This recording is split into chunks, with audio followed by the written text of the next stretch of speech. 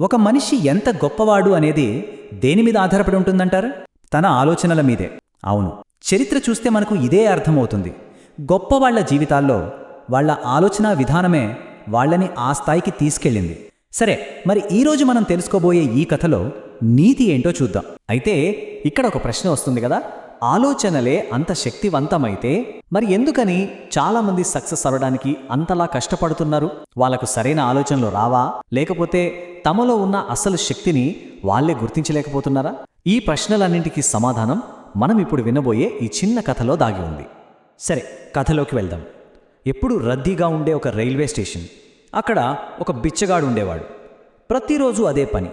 ప్రయాణికుల దగ్గర అడ్డుకోవడం, వాళ్ళిచ్చింది తీసుకోవడం, అంటే ఇతరుల నుంచి తీసుకోవడం మీదే అతని బతుకంతా ఆధారపడి ఉందన్నమాట.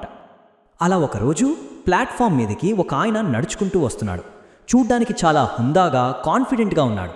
అతని సూట్, అతని నడక చూసి ఈ బిచ్చగాడు అనుకున్నాడు, అబ్బా, ఇతను పెద్ద ధనవంతుడిలా ఉన్నాడు, ఇతన్ని అడిగితే నా కష్టాలు తీరిపోతాయని గట్టిగా నమ్మాడు. వెంటనే పరిగెత్తుకెళ్ళి ఆ వ్యాపారవేత్త ముందు చేయి చాపాడు. ఇక్కడే అసలు విషయం. చూడండి, ఇద్దరి ఆలోచనా విధానాలు పూర్తి వేరు.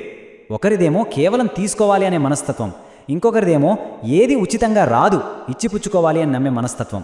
ఇప్పుడు ఈ రెండు పూర్తి భిన్నమైన ఆలోచనలు ఆ రైల్వే స్టేషన్లో ఒకదానికొకటి ఎదురుపడబోతున్నాయి. కానీ ఆ వ్యాపారవేత్త డబ్బులు ఇవ్వలేదు. దానికి బదులుగా చాలా పవర్ఫుల్ మాట అన్నాడు. నీ దగ్గర తిరిగి ఇవ్వడానికి ఏమీ లేనప్పుడు నీకు అడిగే హక్కు కూడా లేదు. నేను వ్యాపారం చేస్తాను, ఇచ్చిపుచ్చుకోవడాన్ని నమ్ముతాను అన్నాడు.